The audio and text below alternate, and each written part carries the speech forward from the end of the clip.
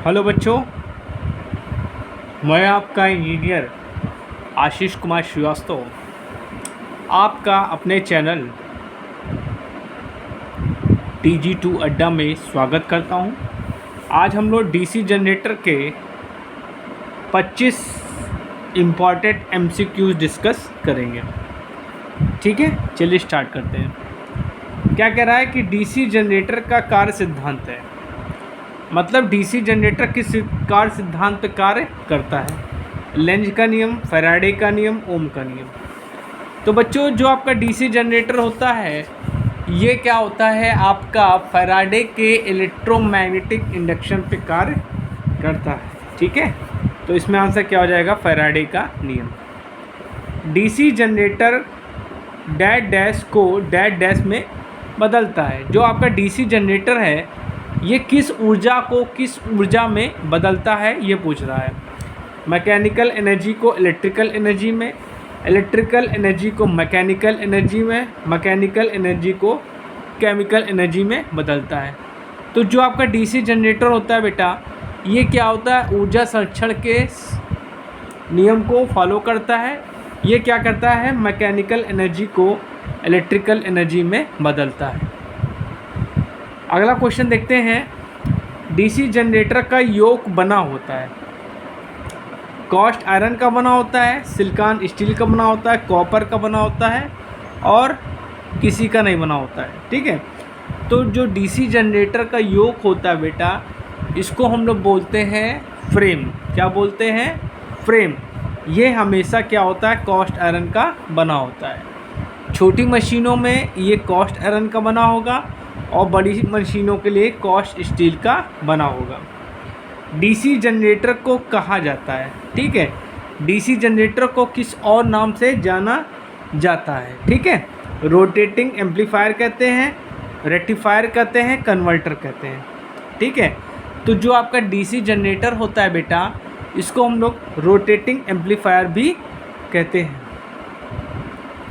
DC generator का armature बना होता है, कास्ट आयरन का बना होता है, सिलिकॉन स्टील का बना होता है, कॉपर का बना होता है, एल्युमिनियम का बना होता है। तो डीसी जनरेटर का जो आर्मेचर होता है बेटा, वो क्या होता है, सिलिकॉन स्टील का बना होता है। ठीक है, चलिए अगला क्वेश्चन देखते हैं। डीसी जनरेटर में पोल शू बना होता है। अब यहाँ पे पोल शू की बात कर रहा है। पोल शू किसका बना होता है, कास्ट आयरन का, सिलिकॉन स्टील का, कॉपर का, एल्युमिनियम का। तो देखिए पोल शू जो होता है ये आपका किसका बना होता है बेटा, कास्ट आयरन का। ठीक है, पोल शू क्या करता है, ये एयर गैप में फ्लक्स को समान रूप से वितरित करता है। ठीक है, चलिए अगला क्वेश्चन देखते हैं। डीसी जनरेटर में कम्यूटेटर बना होता है। कम्यूटेटर किसका बना होता है, ये पूछ रहा है।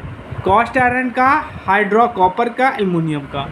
तो बच्चों, जो कम्यूटेटर होता है इसको हिंदी में बोलते हैं दिक् परिवर्तक। क्या बोलते हैं, दिक् परिवर्तन, दिक् परिवर्तक। ये बना होता है हाइड्रो कॉपर का बना होता है। ठीक है, चलिए अगला क्वेश्चन देखते हैं। कम्यूटेटर को कहा जाता है, मतलब कम्यूटेटर का एक नाम क्या है, मतलब कम्यूटेटर को हम किस और नाम से भी जानते हैं, mechanical rectifier, amplifier, converter.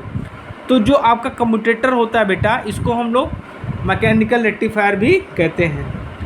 Commutator का डीसी जनरेटर का कार्य, मतलब जो कम्यूटेटर जो होता है डीसी जनरेटर में क्या कार्य करता है, डीसी को एसी में बदलना, एसी को डीसी में बदलना, एसी को एसी में बदलना और नन, मतलब कोई काम नहीं करता। ठीक, तो डीसी जनरेटर में क्या करता है, एसी को डीसी में बदलता है। किसमें, एसी को डीसी में बदलता है। अगर आपसे पूछे डीसी मोटर में क्या करता है, तो डीसी मोटर में डीसी को एसी में बदलता है। ठीक है, चलिए अगला क्वेश्चन देखते हैं। डीसी जनरेटर के प्रकार होते हैं, शंट, सीरीज, कंपाउंड, ऑल। तो बच्चों, जो आपका डीसी जनरेटर होते हैं इसके 3 प्रकार होते हैं मेन। ठीक, शंट, सीरीज, कंपाउंड। तो इसमें आंसर क्या हो जाएगा, ऑल। चलिए अगला क्वेश्चन देखते हैं। डीसी जनरेटर में ईएमएफ प्रेरित होता है, आर्मेचर में, कोर में, कम्यूटेटर में। ये पूछ रहा है कि जो आपका armature generate EMF electromagnetic force generate होता है वो कहाँ होता है। तो बच्चों ये होता है आपका आर्मेचर में, ठीक है।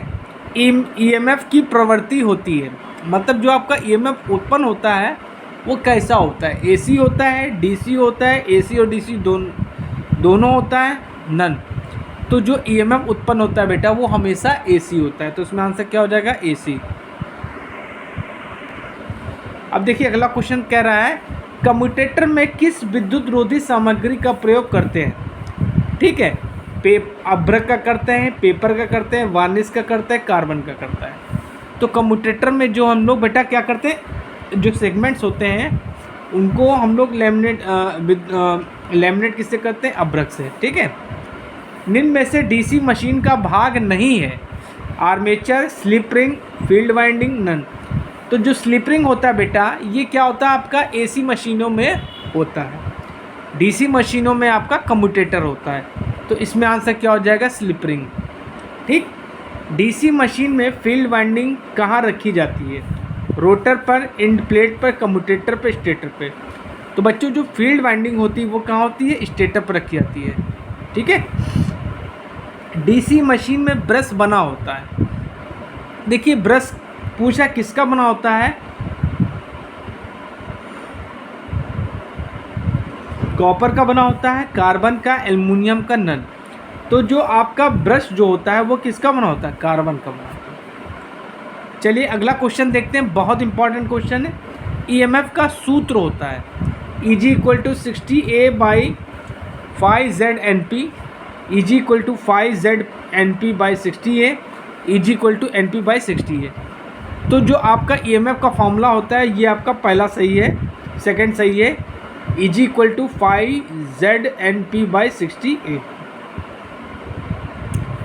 डीसी मशीनों में आर्मेचर लैमिनेशन की मोटाई होती है 5 mm होगी, 0.5 mm होगी, 0.05 mm होगी, 0.005 mm होगी।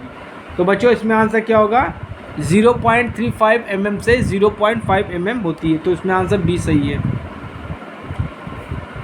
डीसी मशीन में कौन सी हानियाँ स्थिर होती हैं, ठीक है, copper losses, iron losses, windage losses.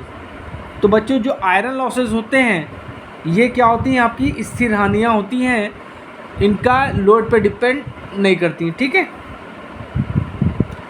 DC generator में कॉमर्शियल इफ़िशियंसी का सूत्र है, ठीक है, कॉमर्शियल इफ़िशियंसी का सूत्र है EGIA/bhp × 735.5, VLIL/IA VLIL/IA/EG, VLIL/bhp × 735.5 none. तो बच्चों इसमें आंसर क्या है आपका, तो बच्चों आपका ये आंसर बिल्कुल सही है। चलिए अगला क्वेश्चन देखते हैं। डीसी जनरेटर की दक्षता होती है 90 से 92%, 98%, 100%, नन। तो बच्चों इसमें आंसर क्या हो जाएगा, 90 से 92% तक डीसी जनरेटर की दक्षता होती है। चलिए अगला क्वेश्चन देखते हैं। भंवर धारा हानियाँ हैं KE B max की power square F² T² V, KM B max की स्क्वायर T² V और KH B max की पावर 1.6 FE। तो यहाँ से आपको भंवर धारा पूछ रहा है, तो आपका पहला ऑप्शन बिल्कुल सही है। चलिए अगला क्वेश्चन देखते हैं, लास्ट क्वेश्चन आज का। कंपनसेटिंग बाइंडिंग का प्रयोग करते हैं आर्मेचर रिएक्शन को कम करने के लिए, एयर गैप को कम करने के लिए, लॉसेस को कम करने के लिए। तो कंपनसेटिंग बाइंडिंग या आपका